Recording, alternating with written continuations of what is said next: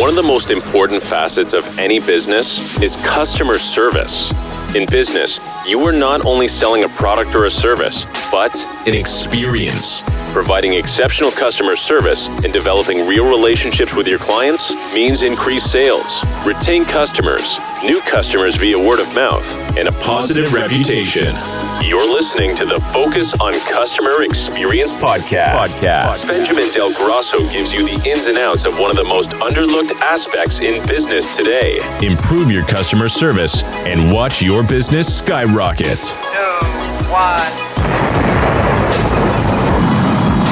Now, here's your host, Benjamin Del Grosso.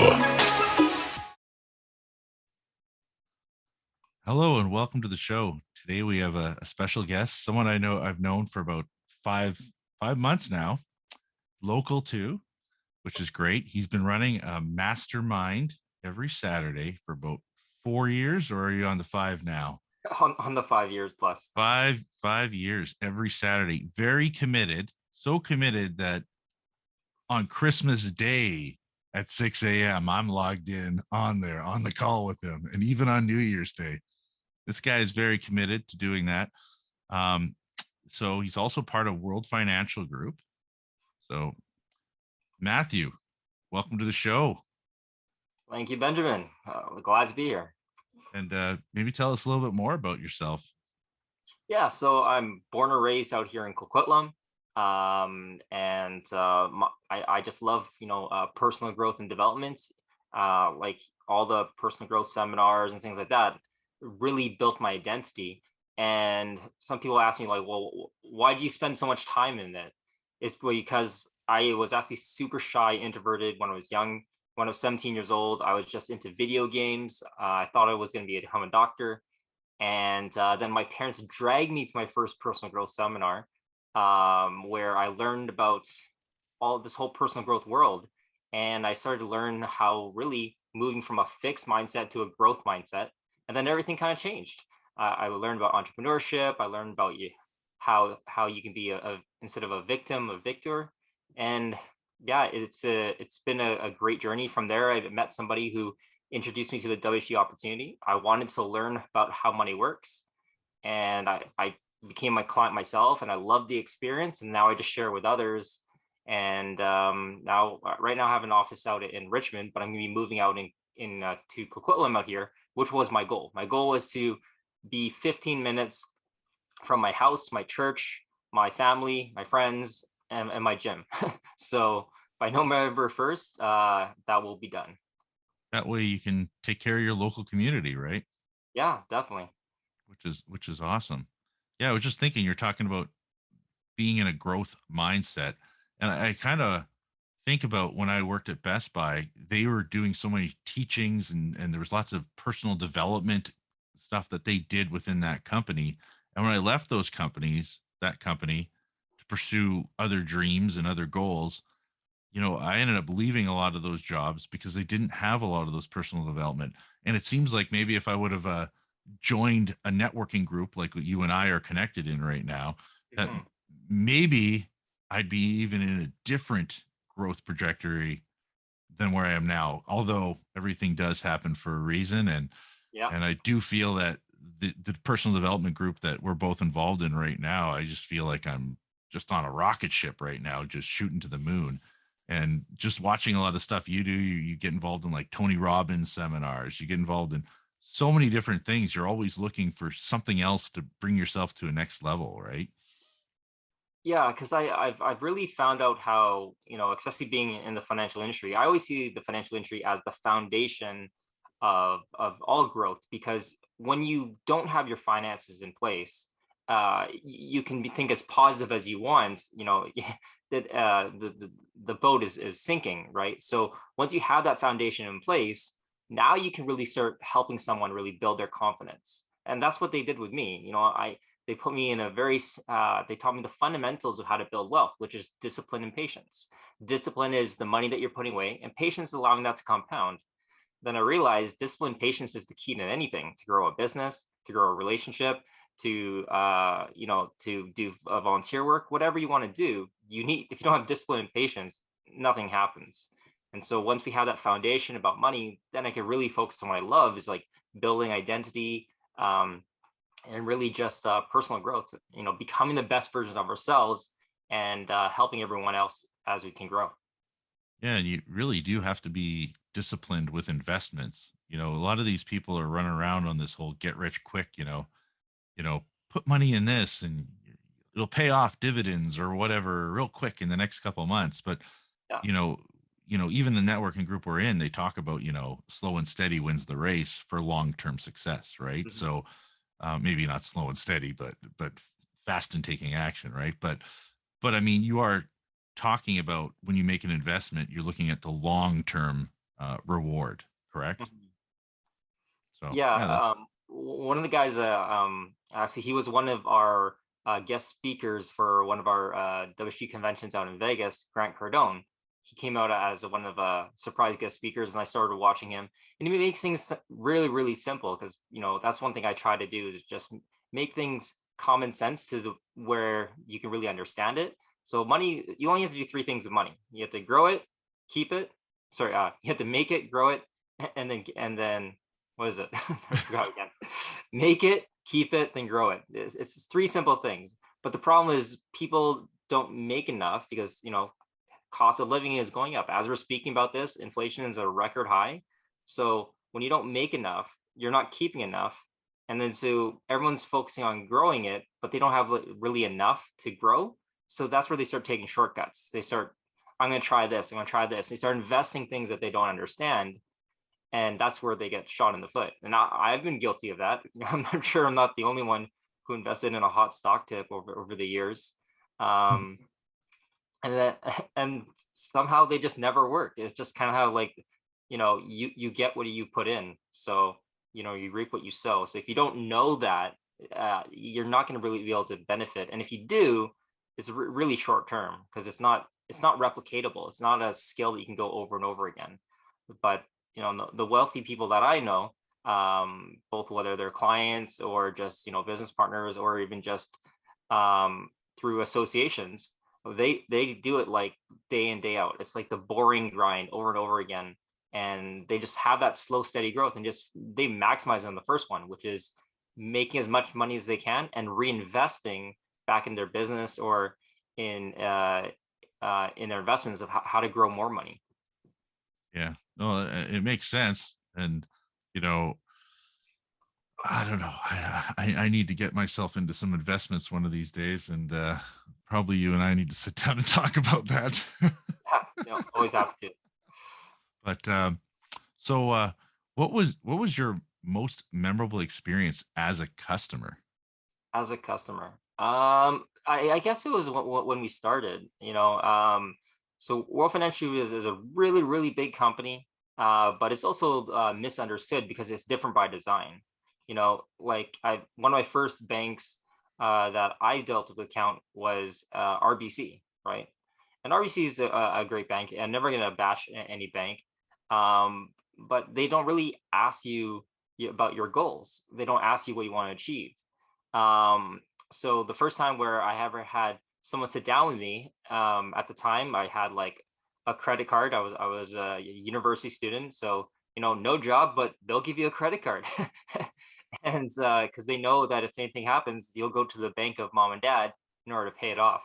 So I got a credit card. I wasn't saving any money, and I was kind of embarrassed, when I was sitting down with a financial plan, because they started seeing, what's coming in, what's going out. And I'm like, well, not much is going in. Like, I did have a part-time job, but it was like making like, $9 an hour. So it was like peanuts, working a few hours a week. But they said, Matthew, right now, all your money is going to your debt, right? And even if you pay off your debt, because you're focused on the mindset paying off debt, you'll just create debt so you can pay it off. I'm like, huh, okay. So what do you suggest? He says, well, you have your debt, but why don't you build this little bit of a savings habit, right? And so as your debt goes down, this goes down, and then you can just fuel this one all the way up. I'm like, that makes sense. So my first savings plan was like $25 a month, which is like nothing. But every 3 to 6 months, they revisited that. They built that saving muscle. So $25 a month turns to $25 every week. to $35 a week to $50 a week, and it just started growing. And within like 3 years, I saved $25,000, which is more than I've ever saved before. And then that's where I started realizing, you know what, other people need to know this too. And that's where I started working with the company and really understanding how money works and turning into a part-time career. So that was really why I'm so grateful for this company, is because there's no bank, no insurance company that would have sat down with a 19, 20-year-old and say, hey, you're in debt, you're not saving any money. Let me show you how to create wealth. Let me show you a plan how to save money. No, but this company did. And that's why, their mission statement is no family left behind. And they really believe it. They live those core values. And so when I got with the company, I was able just to carry with them because their values match my values. Yeah, no, that makes sense. So I have a similar story. I actually dealt with RBC flukishly, and I was young, and they told me you need to get RRSPs. So I'm like, oh, okay, cool, whatever, blah blah blah. So I threw a bunch of money into it, not understanding it all, just because they told me I should. And I was young, I was 17 or 18 years old, right? And so I ended up building up about $2,500 into this over a couple of years. And then I needed it. Something happened. I can't even remember what it was. It was probably something dumb, like I needed a new car stereo or something like that, because I was young, right? And I go, well, I want my money. They go, oh, yeah, you could take it out. No problem. Okay. Yeah, give me like $2,000 of it.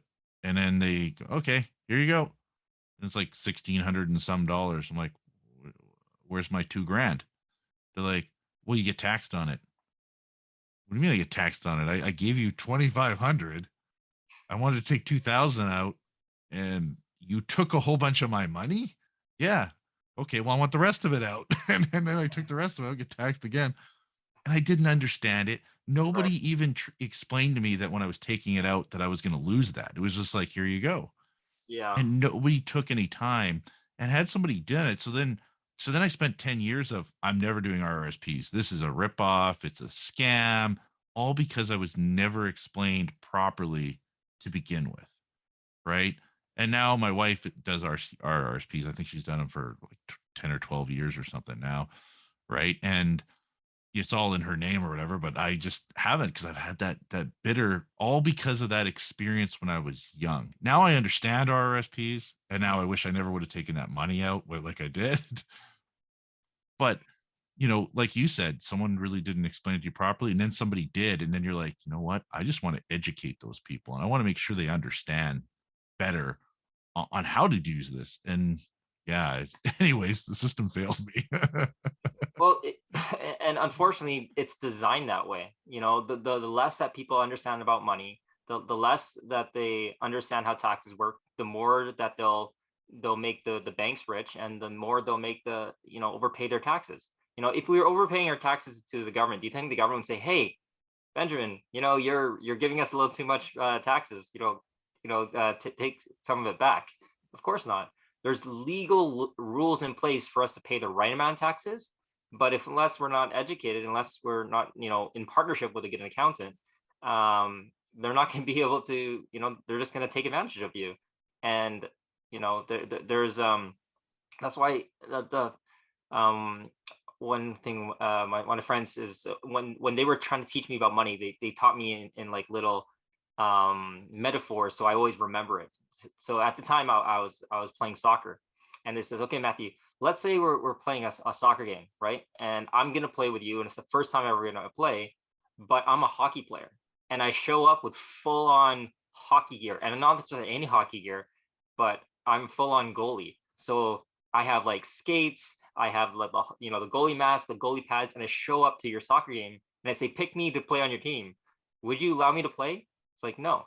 Why? Because I don't have the right tools, and I don't know the rules. And we all live in a game called the money game. If you don't know the rules and tools, you've already lost. But if you do know, you have a chance to win. So do you want that chance? Like, yeah, I definitely want that chance.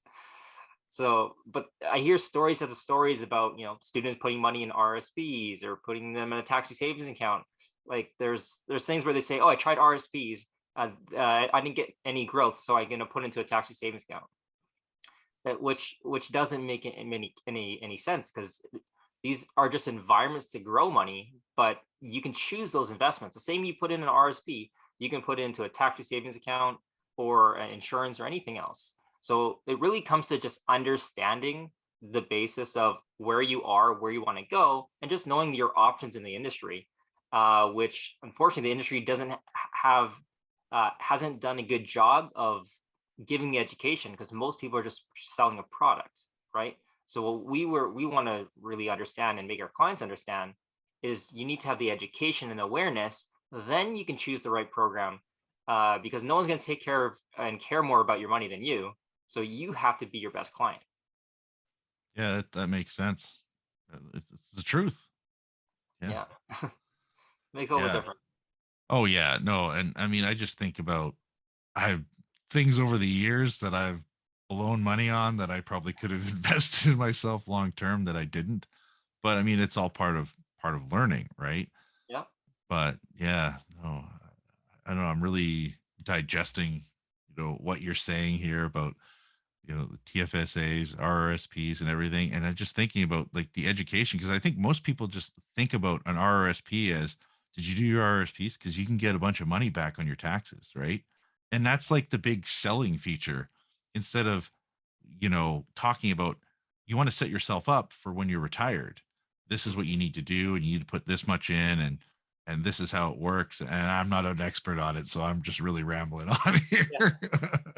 No, it's true, because people say, they even tell students, hey, you should put money in RSPs, and I ask them, like, why do you put money in RSPs?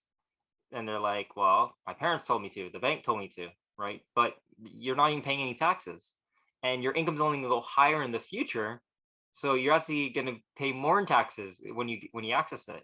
So RSPs are good if you're like, when my dad was working, he was a high paid engineer, so making $200,000 plus a year. So as an employee, the only way you can save money in taxes is actually to invest in RSPs. So for every $1 he's putting in, he's getting 40 to 45 cents back. That makes sense. But if you're a student, you put in $1 and you get like what, 0 to 10 cents back. Not really a good return. So I truly think the best way that people can save money in taxes is really to start some side business, start something where they can, a business where they can create tax write-offs, create jobs, create opportunities. That's why entrepreneurship is really, or intrapreneurship is, I think, that one of the ways to go. That's awesome. So, when you look around at the world today, what has stood out to you as the biggest change in how we interact as customers or as people? Yeah, it's It's been an it's a interesting funny two world. years. It's a funny world for sure. But I think one of the main differences is that, um, especially, so I'll give you an example. So I as you know, I also volunteer as a youth facilitator. So Oh yeah. it's called Youth Empowering Youth, where we teach youth leadership skills and life skills of how to be a leader. And it's something that I'm really passionate about, because I after learning about personal development, I'm like, how come this is not taught in school? So so the first time we did it, we ran it in a school, which was great, and the youth loved it. But really, when you're kind of in an audience, you can only talk to one person at a time, and just picture like you're sitting in a center stage, and like everyone's in a circle of chairs around you, right? Not much maybe engagement. But when the pandemic happened, we kind of got shut down, where we couldn't do any more classes, and so we did them all online. And we found there's way more engagement, because I'm actually looking at a person. I can share my screen and all these different things, and so we found the youth were way more engaged online than ever before. So similar thing what happened in the financial industry. Before, we would have these seminars, and people would come in, but now with the power of Zoom, we can have people from all over without even leaving their home. They can learn, or like learn exactly about how money works. And then, sometimes they'd be coming to our seminar, and they wanted to go home to look at their papers. Well, because I'm zooming in at their home, their papers are already there. And so it was just a very comfortable experience. And sometimes they would have to, cancel, or like the flexibility, has changed things. But I think it's been a great thing, because whether I meet someone in person, the maintenance of helping them and checking up on them has never been easier. Whether it's a quick phone call or just on Zoom, they can open up their accounts, show me how they're doing. I can show them how they're doing. A lot of people say, "Hey, Matthew, like, how does that thing work that I bought from you?" They're like, I'm not too sure. And they just, and we can just reconnect and just refresh through the power of Zoom. So I think going forward, we're going to have a hybrid kind of model where we, bring clients in or our teammates in, but also have this online. So we have just more touches over and over again between our people. So I think Zoom has been a great thing for Oh everybody. yeah. Yeah, I agree, because I mean that's how we connect on our Saturday morning masterminds is on Yeah. Zoom, and we have people from all over, typically the United States and Canada. I mean, yeah, I've interviewed people personally myself as far as Ireland. I was on a Zoom call with somebody from Australia, right? It's cool, right? Because now you don't have to travel somewhere to Mm. interview somebody for your podcast. You don't have to travel somewhere. You can just hop on and talk to them, right? Although I will agree, being when you and I get together and have coffee together, it's just so much better. We're face to face, we shake hands, Of course. have a good chat. It's awesome, right? But still, the fact that we don't have to travel, an hour to go meet each other and then record a podcast and then travel an hour back. We can just do this and get on with our lives. So our lives are a lot more efficient as well as a result of these digital platforms. Yeah, as Ed Milet says, we're now in a spaceless economy, right? It's be able to connect with people all over the world. Uh, like one of my teammates, we did an appointment with somebody in Germany. I'm like, why are we help? For I was like, apparently they moved to Germany, so we did like a presentation, and they said, oh yeah, I might know some people back. So you're getting like cross referrals from countries all over, and this is really how we grow businesses, because you never know who they know, and as long as you do a good job, they'll refer you to other people, right? So like you Hmm. like what you stand for, a customer experience, which is giving them a world class experience, that wow factor. They're like, wow, I don't get this anywhere, and that's really how you really build great relationships and retention with your clients, is because you just show care. Sometimes people ask me like, well, Matthew, why do people buy from you? Do you really know everything about the markets? It's like, well, actually, because I was super shy and introverted, I learned the skill of listening. And then later on, when I learned more about personal development and developed that other skill set where I can get kind of over the whole stuttering, now you kind of had like both sides. You had like the superpower of listening and the superpower of communicating. And it makes really all the difference. And then just learning how to just care for people. And that's really, there's really no magic to it. Just, we listen to Andy Frisella all the time. He's like, there's really no magic to it. It's just, make a friend, make a sale. Really, that's all it comes down. Like the people that are my clients, I have great relationships with them. I really, care about them, and I also pray about them, because I'm a man of faith, and I want to make sure not just them, but everybody that we touch with our example is protected in these crazy times, right? We want to protect our Yeah. mind, our health, everything. We all just want to be that role model and example for others to follow, show them what's possible, right? Even just all the conversations. And one thing I love on our Saturday calls is it's the best way to start the week.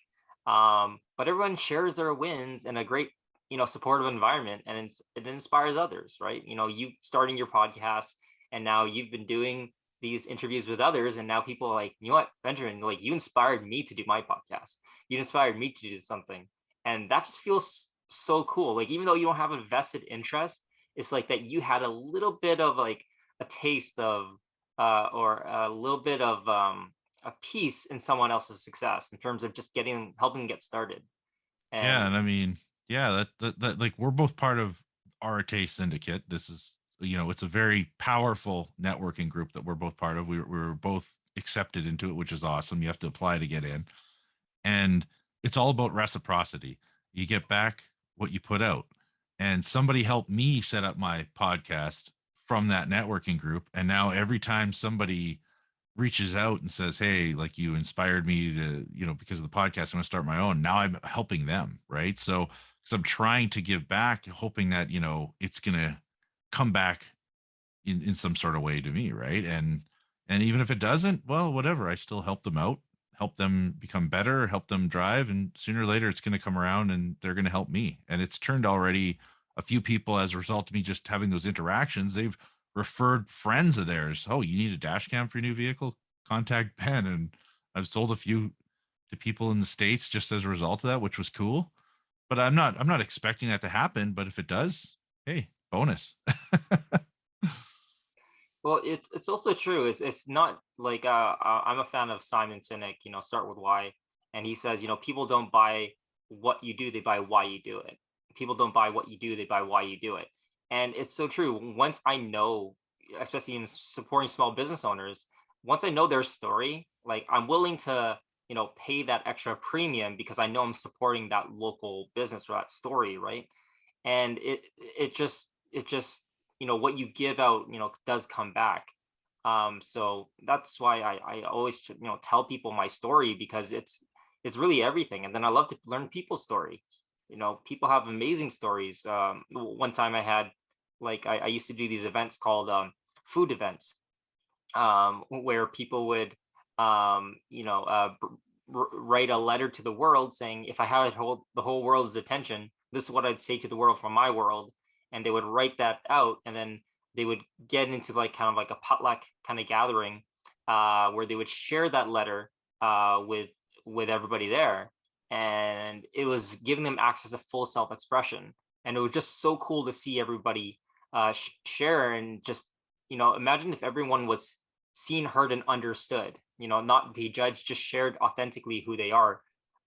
It was just really cool to see the different stories that we all have, and how we really all just want the same thing, just in a different way, right? We all want to be loved, understood, protected. We want to grow, we want to give. These are the fundamental needs that we all have. And yeah, it was just really cool to see. So I love finding out why people do what they do.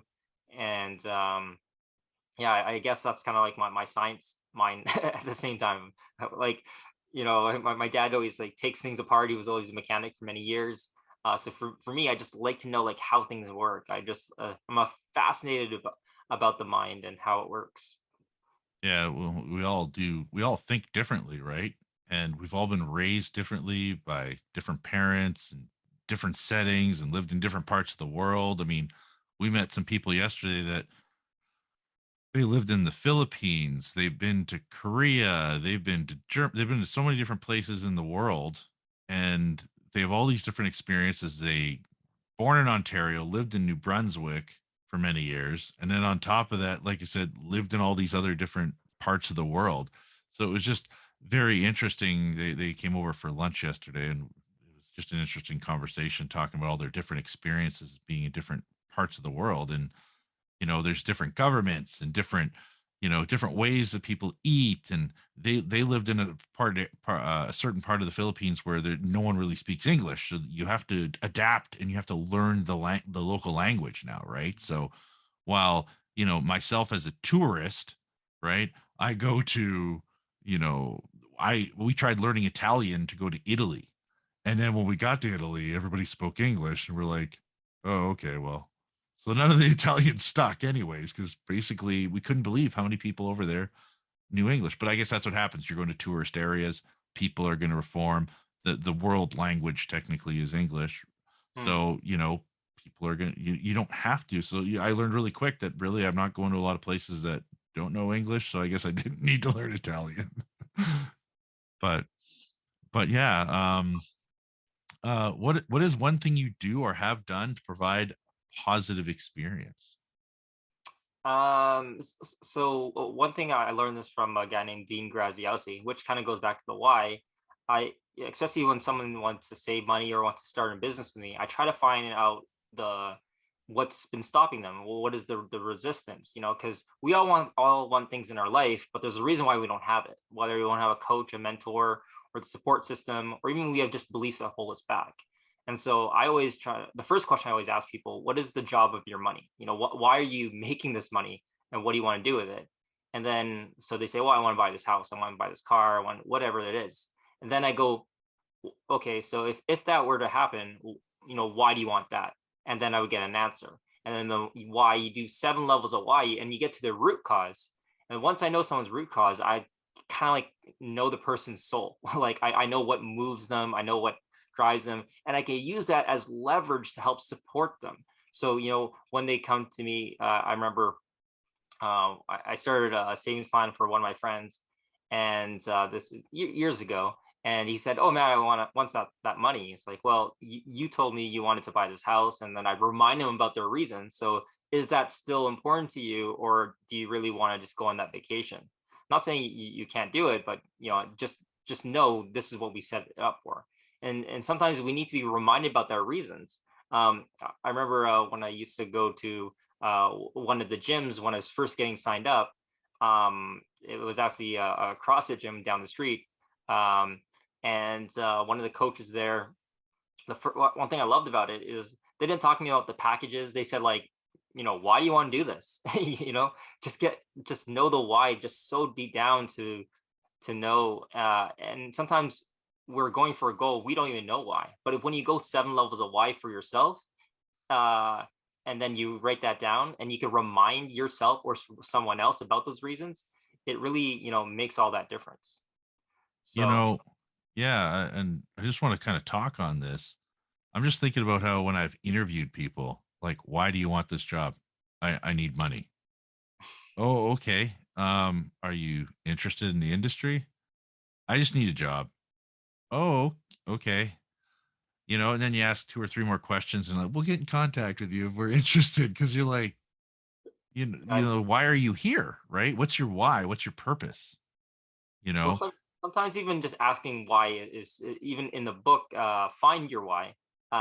Sometimes why is just such a big thing, so you have to use the how, what, just to get closer to the why. So instead of saying, why are you here, you can say more like, well, how would it feel if you did X, or and then you can, because most people have never really thought about it so directly, and looking at the why is like really like a soul question. It's like asking someone, why are you here? What is your purpose?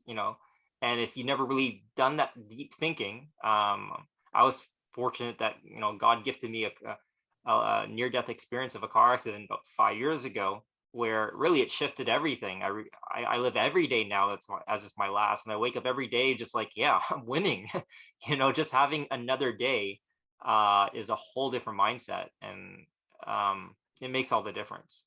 But Yeah. start with your why, find your why, and it's really cool when especially when you have people in your life, whether they're clients or friends or family, you really know what their why is. You just see them in a different light, because you see them who they are, not just what they do. Yeah, I think about this one guy I interviewed, Mike Matchin, and he started just donate. He had a really good job, and he cared about the community. So what he did was he started donating graffiti supplies and everything to this local community place, so that kids had something to do, Mhm. right? And then he started, and he was working there, but he was donating, and then people started coming in, going, "Hey, I want to buy that. Like, we don't want to be here. We just want to buy it so we can, do it on our own time, painting, whatever, right?" And next thing you know, he's like, "Well, you can buy it on Amazon, or you can, buy it here." And then he stumbles into being an entrepreneur, and Mm. now he has 2 businesses, but he loved doing it. Yeah. So his whole purpose is he just wanted to give back to the community, and he already had a good paying job. So he didn't really, it wasn't about money or anything. It was just about giving back. And then his whole why turned into a career, right? So it's very interesting when you get to talk to people like that, or you talk to somebody who is an entrepreneur that starts a business. Like, why'd you start a business? Well, I lost my job, and I just needed a job. But then they don't know how to actually run the business, right? They're stumbling through it, and the business fails, right? And And that happens. And that's just because what was your why? Your why was I needed a job. Your why was you wanted to give it back and you were passionate about it. So you wanted it to be successful. And yeah, I don't, you want to add anything to that? I'm just, Yeah, no, like well, one of the persons that really helped me really find the why, because I thought, like I thought the reason why I got started in the industry was I just wanted to help my parents. I wanted to not worry about money. That's what I thought it was. I was driven about so I can grow and give. That's really what I thought it was. But one of my friends, Georgie Lowe, she has a community called Decide Your Life, local out here, and she's one of the best at helping people find their why. So I did a session with her, and I found out the root cause of everything I do is because I know what it feels like to not to give up. I know what it feels like to have people reject you, to feel like you're not enough, to be all of the things that people are even feeling today, where they don't feel like they don't have hope, they don't think they have any possibility. But I also know when someone believes in you and or gives you that path or that support or even just that belief that you can change things, that you can make a difference, that who you are right now is just basically who you were, and who you can be is completely different. And so basically just empowering to live a life that empowers myself and others. So and then everything just became clear. This is why I empower people about how money works, so they can really have that peace of mind to create wealth. I empower youth with our youth program so they can empower others to be leaders and really support them through those tough times. So we don't have these, teen suicides and this violence if they saw themselves as leaders. But it really took somebody to really take the time to really help me. But after I knew my why, I'm like, wow, business just got easy because I was able to communicate not from my logic side, but from my heart, right? And then everything just kind of started to flow. And then it's there's that saying, there's 2 days in someone's life, right? The day they're born and the day they find out why. You know, I I already was in the industry, but until I connected why I do what I do, that's where like, okay, this is why God led me here. This is where I'm gonna put my skills, my talents, my beliefs, and help the most people and make the most impact. So it makes all the difference when you find that out. And even when you just talk to people and give them that gift, sometimes just giving that gift is just I learned this from Ed Mylett, is just the greatest gift you can give somebody is to tell them about their gifts, right? Because if you sit down with somebody and say, hey, here's a piece of paper, write down all the things you suck at, oh my gosh, they can fill that up really oh quickly. yeah. I used to load those papers up. I could say like 100 Yeah, things that was wrong with definitely. me. Now it's, I don't know. Now I have a completely different mindset. It's like It makes all the difference. I know there's little things that I'm not good at, but if I'm not good at it, I'm going to hire somebody externally to do that, or I'm going to work on it, or I'm just going to be vulnerable about what it is that I'm not good at. Right. Well, And one of the things that really impressed me about you, Benjamin, even though we know each other just a little over maybe 5 months, is that you go from information to implementation really quickly. It comes like one idea, it was like literally like we were talking about podcasts or things like that, and then the next time you're like, yeah, I started a podcast, yeah, I did all these things, and literally it's just by you know you don't let those things hold you back. You're like going to school, you're making investments to go to conferences, you're being super resourceful, so you have that like that there's no real buffer in time of like, oh, let me think about it. You just they say great leaders, they make decisions quickly and then change them slowly, right? And at the same time that you are able to do that without taking any shortcuts, which is really inspiring, where you really you're right now a stand not just for your business, but you're stand for customer experience, and you're building that brand for yourself. So it means that you have to live that brand, and you do. All the times we meet up for at our usual place at Waves, and we chat about these experiences, and the reason why you get these referrals and introductions is because you really do care, and but you care, but you also put that into action. So it's one thing that I really aspired, to get better at. And it makes you think about, what is the customer experience? that I give to people. How can I improve that? How can I follow through? Oh Right. yeah. Yeah. I mean, and all I think about is December 25th, Christmas Day. My wife going, you're going on a Zoom call Zoom meeting. at 6 a.m. in the morning? Well, yeah, the kids aren't even up yet. Like, it's not a big deal. Yeah. It's Christmas Day. But you know what? That Christmas Day conversation that you and I had, there was a lot of action taken that day. Like, and it was only you and I too, which blew us away. I think Paul might have came on and said hi, but other than that, I mean, realistically, Yeah. I told you about the podcast. It's been live for 36 hours. There was like 3 people that reached out to me and 12 listens. And I'm like, man, it had nothing to even do with what the whole idea of the podcast was at the beginning. And then you and I are just shooting stuff back and forth. And then next thing you know, we're talking about customer experience, because that's what it really kind of hit home with. Next thing Yeah. you know, I'm like, well, I created a new image art. I've changed the name. Meanwhile, the whole time we're talking and I'm taking action on this. And it was just awesome. And then on top of that, we started talking about video thank yous Yeah. personalized to customers. And that's something you implemented and something I've implemented in my business is we do personalized video thank yous to a lot of our clients, right? Mhm. Just trying to make it more personable, show them something completely different that nobody's doing. Most places won't even say thank you when you've spent money at it. I'm grateful for all my clients because all of them are making me successful. They're supporting my small business, they're supporting my family, and I have to find ways to just continuously give them better service. And yeah, I mean, we're talking about start with why, right? Because that's what you're talking about. Obviously, I need to go buy this book, and I love Simon Sinek. I don't know why I haven't read it yet. And Yeah. the next question is there a book you've read that has influenced your life? And I'm kind of thinking it Mhm. might be that book, or there might be another one. For, you know what? I think one of the best books that I read that kind of got me started on the path really to personal growth was when I really redefined what success meant to me. And before, what most millennials think of success is whether it's power, influence, growth. But I didn't know that it was actually a personal relationship with it.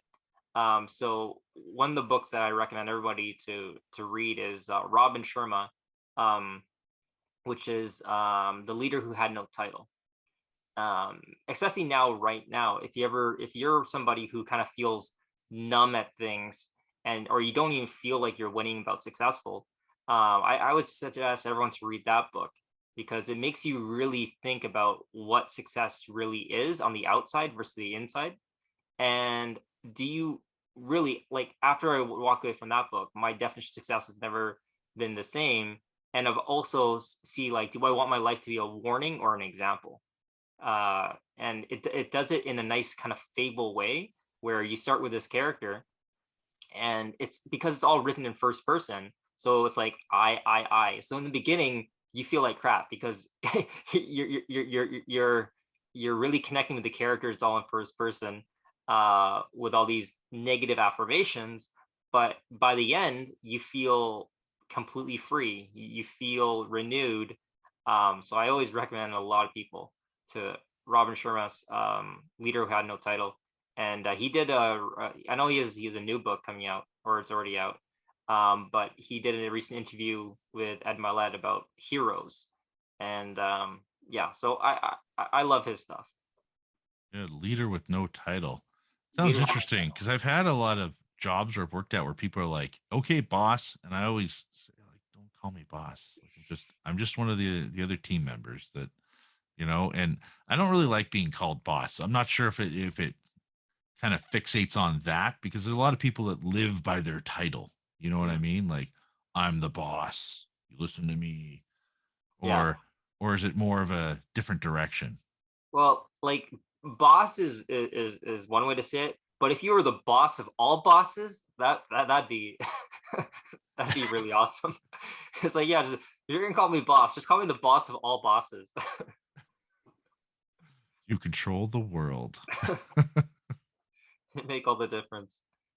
So, if there's one thing you could change in the entire world today, what would it be and why?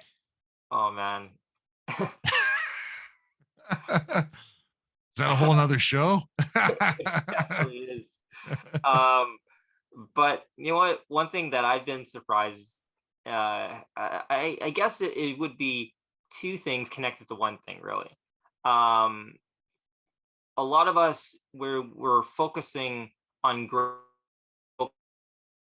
on accumulating, and then when we have enough, then we will give from our abundance. Yeah.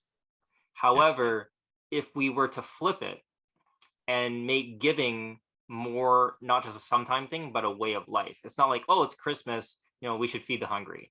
It's just in the everyday life.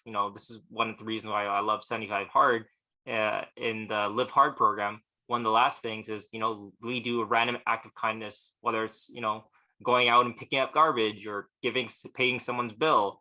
I love sometimes going to a coffee shop where I already have my drink, but I'll just buy like a $20 gift card and I'll just leave it there, and then I just have that person say, hey, you know what, you choose who you want to give this to, and it gives them that really nice experience, and it just creates the ripple effect from there. So if I can change everything, if I can really help people understand that giving is not really just a nice thing to do, it's not just a luxury, but it actually attracts, because what it allows you to do, it allows you to get access to a higher level of thinking, which is the higher level of abundance.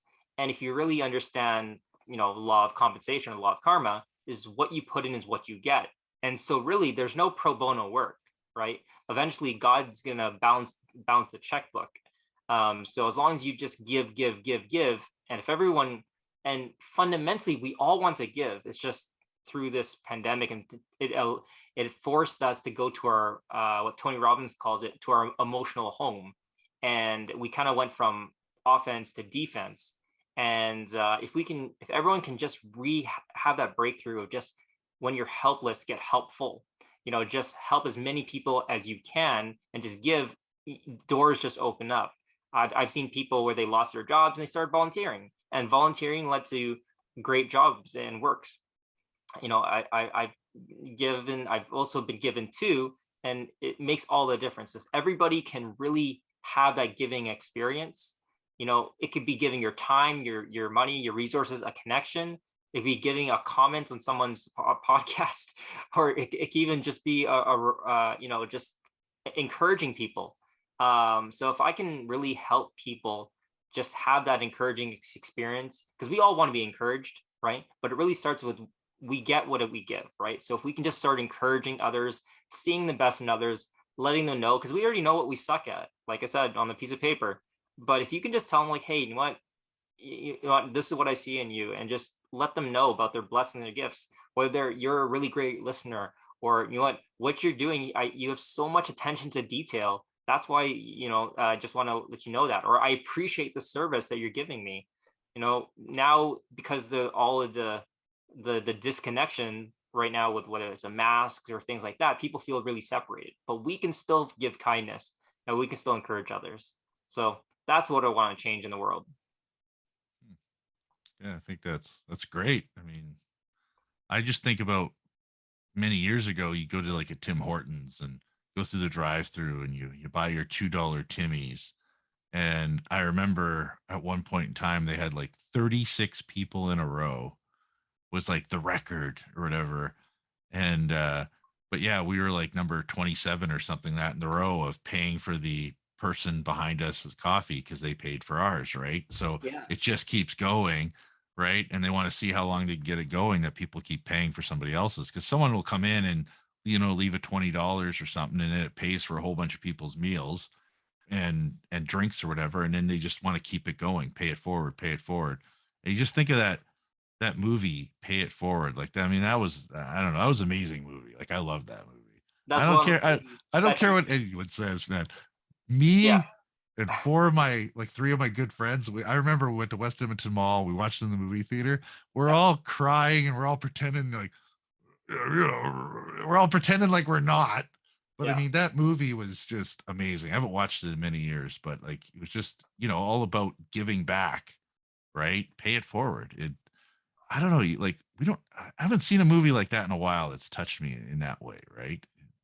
It was Yeah. just an amazing movie. That movie definitely is a classic, and that's actually because I watched that movie when I was really young, and that movie I can probably give it credit for starting my whole philanthropy journey, because that planted the seed of giving. And then like the kid thought he was a failure. He thought his program failed. He says you basically had to help three people, and it had to be hard, had to be something that they couldn't do on their own. And he tried, and he thought it failed. And then you see the impact at the end of the day, and especially the ending of the movie. That's one of the things that I aspired to have some sort of impact like that, not just for me, for everybody. Um, that's why giving is so important to me. So it's funny how you recommended that movie, because yeah, I definitely cried on that one. It was awesome. But Definitely. I just think about the networking group we're in and how we'll get on a call with somebody and give them some recommendations on what you should do, and they'll ask for help, and I'll ask for help, and they'll get on a call with me and they'll give me some recommendations, and someone just gave me some recommendations on a website. I took action on that very quick. I mean, but we're all just doing it to help each other because we're hoping that it turns into something. It's all like pay it forward. It's basically kind of what it is, right? Yeah. It seems like it should be added into 75 hard. Like, Well, it's the random act of kindness is near the end. But just the Arte culture, just give, then you'll get, right. So you just give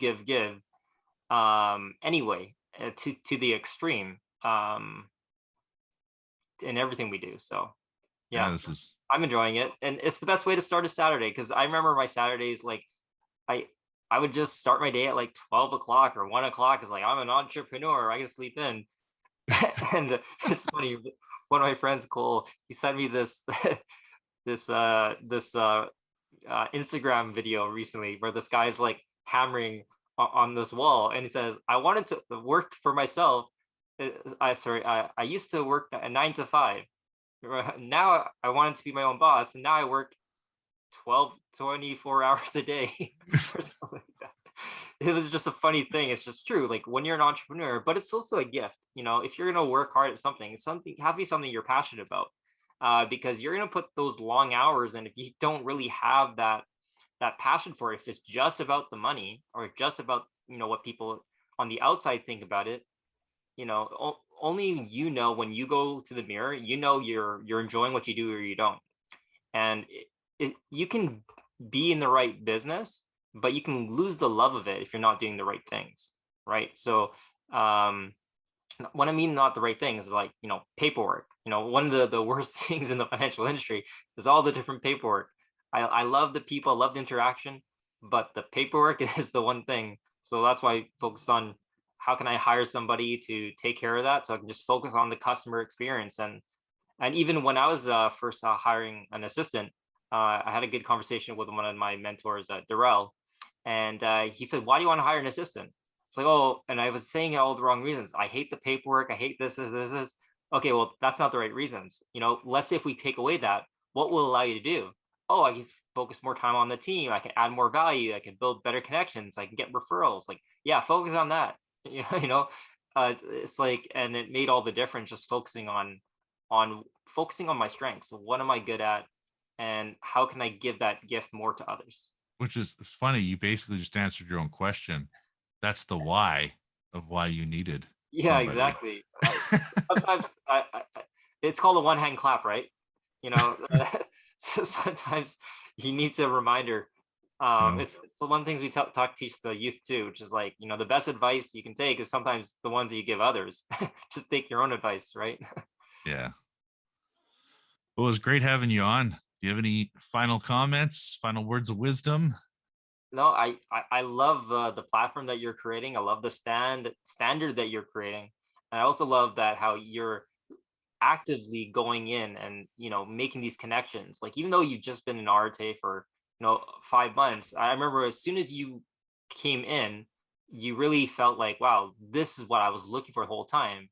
And you're not just taking from it, you're just really giving, whether you want to like reach out to people. So I recommend everybody especially in Arete, to reach out to you, Benjamin. I've been here for 5 years, and it's been a great experience. You've been there. And You've been in there for a beginning. while, which is awesome. Yeah, it's just been, people come and they go, which is fine because they get whatever they need. But I just love how, Arete is about information to implementation, and you basically you do that. So appreciate all the contributions you always give on Saturdays. I Best way to appreciate start my day. the kind words, and I look forward to this upcoming Saturday again. Sounds good. See you then. Oh, thanks.